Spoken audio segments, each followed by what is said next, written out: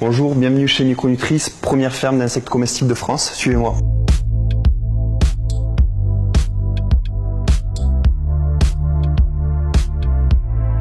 Alors dans cette pièce, on élève des grillons pour l'alimentation humaine. Donc dans ces bacs, on a recréé un écosystème qui permet aux grillons de se développer de la manière la plus saine possible.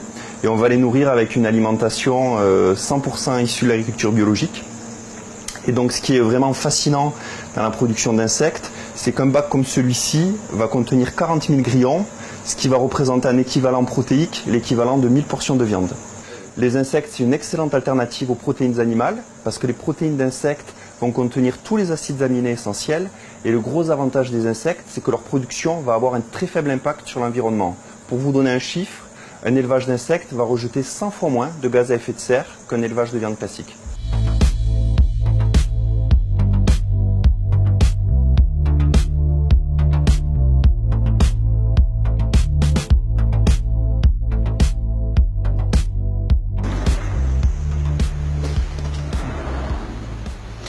Alors ici on est dans la pièce de croissance des ténébrions, donc comme on peut le voir c'est un élevage vertical, donc on va pouvoir élever les insectes sur 10 niveaux, ce qui permet d'avoir un très faible encombrement au sol. Donc ce qui est vraiment intéressant dans ce type d'élevage, c'est que dans une pièce comme celle-ci qui fait environ 50 mètres carrés, on va pouvoir produire 1 tonne par mois de larves, donc on a vraiment besoin d'un espace au sol qui est beaucoup plus faible.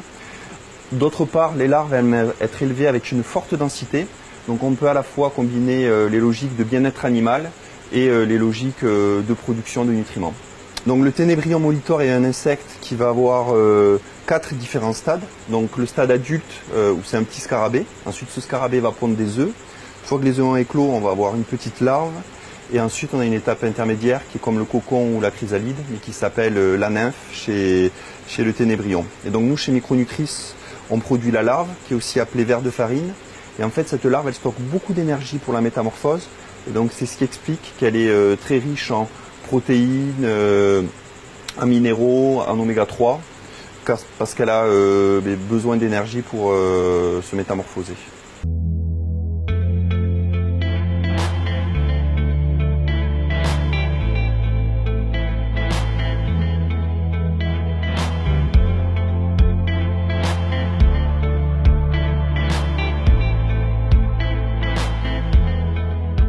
Une fois qu'ils sont déshydratés, on peut les utiliser tels quels comme ingrédients. Sinon, on peut, en broyant ces insectes entiers, réaliser une poudre qui va permettre d'être utilisée dans des aliments plus nutritionnels, comme par exemple ces pâtes, qui grâce à la poudre d'insectes vont contenir 20% de protéines.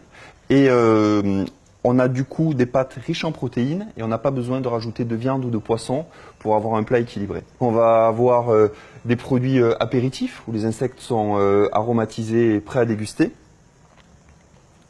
On va avoir des chocolats où vraiment les insectes sont utilisés sur le dessus pour pouvoir découvrir les insectes comestibles de manière gourmande.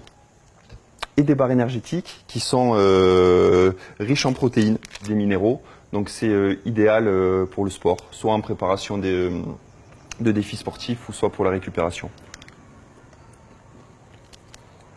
Notre défi, ça va être de proposer des produits gourmands et gourmets aux consommateurs occidentaux qui ont peu l'habitude de manger des insectes. Mais il y a déjà 2 milliards d'êtres humains qui mangent des insectes un petit peu partout autour du monde.